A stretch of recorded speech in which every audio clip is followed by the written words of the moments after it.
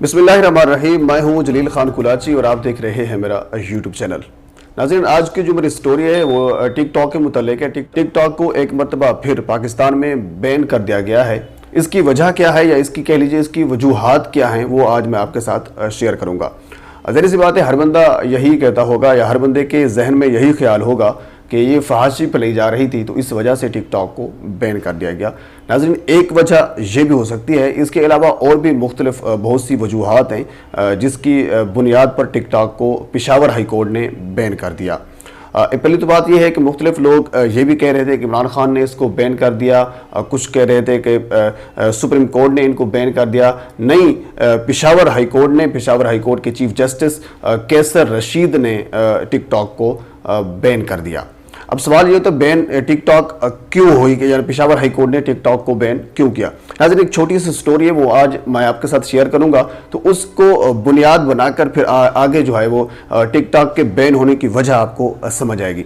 नाज़रीन, एक 20 साल का लड़का था, शहजाद नाम उसका था, टिकटॉक बनाता था। सिर्फ 20 साल उसकी उम्र थी और वो इसके अलावा टिकटॉक बनाने के अलावा ऑनलाइन काम करता था, क्योंकि कोरोना के आने की वजह से मुख्तलिफ लोगों ने ऑनलाइन काम जो है वो शुरू किया था। इसी तरह हमारी ये रिपोर्ट भी इस साल मेरे ख्याल में इसी साल की रिपोर्ट थी कि फ्री लांसिंग में पाकिस्तान का चौथे नंबर पे नाम आया है। ये बहुत अच्छी बात है, लेकिन इस वजह से करिए कोरोना में कारोबार सारे बंद हो गए थे, वो ऑनलाइन लोग काम करते थे, तो वो शहजाद लड़का भी ऑनलाइन काम भी करता था। तो वो शहजाद लड़का ऑनलाइन काम भी करता था और साथ टिकटॉक भी बनाता था।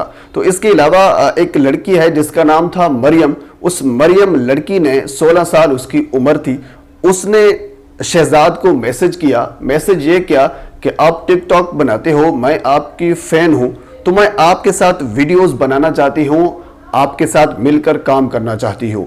तो शहजाद ने कहा ठीक है, मैं ऑनलाइन टिकटॉक बनाने के साथ ऑनलाइन काम भी करता हूं, तो मुझे ऑनलाइन काम करने के लिए, अपनी प्रोडक्ट को सेल करने के लिए कुछ फीमेल की ज़रूरत है, तो हम अपना यानी टिकटॉक पर अपना काम भी करेंगे, साथ प्रोडक्ट भी ऑनलाइन जो है वो भी सेल करेंगे, तो इसमें हम मिलकर काम करेंगे। शहजाद ने उस लड़की को, उस मरियम को कहा। तो ठीक हो गया, तो मरियम की मुलाकात हो जाती है शहजाद के साथ, आपस में ये टिकटॉक पर काम करते हैं। इसके अलावा जो ऑनलाइन काम था उसको भी आगे कंटिन्यू करते हैं, उससे अच्छा खासा इनकम भी इनको आती है। कुछ अरसा गुजरने के बावजूद, यानी जब टिकटॉक आपस में बना रहे थे, उसके साथ इनकी कुर्बतें जो हैं वो बढ़ती गई, मामलात थोड़ा सा आगे चले गए। ज़ाहिर सी बात है, जब आप एक बंदे के साथ कुछ अरसा रह जाते हो, उनके साथ खाना पीना, उनके साथ उठना बैठना आपका होता है, तो फिर आपकी कुर्बत उनके साथ बढ़ जाती है, ये एक नेचर है। तो जब वो दोनों आपस में टिकटॉक्स बनाते रहे, साथ ऑनलाइन काम करते रहे, तो उनकी कुर्बतें आपस में बढ़ गई, तो जिसकी वजह से फिर उस यानी लड़की ने शहजाद को कहा कि हम आपस में शादी कर लेते हैं। तो शहजाद भी मान गया, शहजाद ने बहुत अच्छा स्टेप लिया कि ठीक हो गया, हम आपस में शादी कर लेते हैं। लेकिन अमूमन टिकटॉक में ऐसा होता नहीं है। टिकटॉक में एक फहाशी फैलाई जाती है।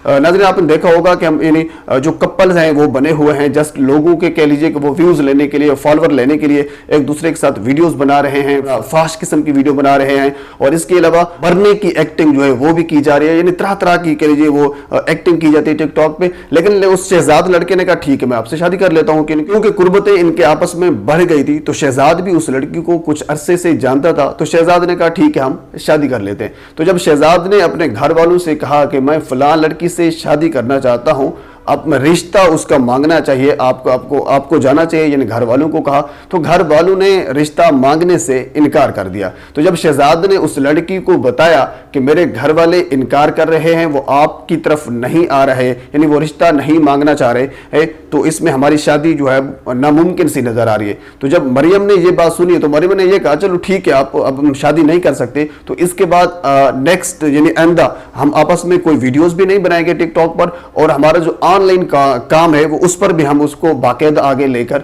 नहीं चलेंगे। तो इसके बाद जब ये काम हुआ, तो उसकी हमारी रिसर्च के मुताबिक शहजाद ने 25 नींद की गोलियां खाई, और खाने के बाद 25 नींद की गोलियां खाने के बाद खुद को पंखे से लटका दिया और खुदकुशी कर ली।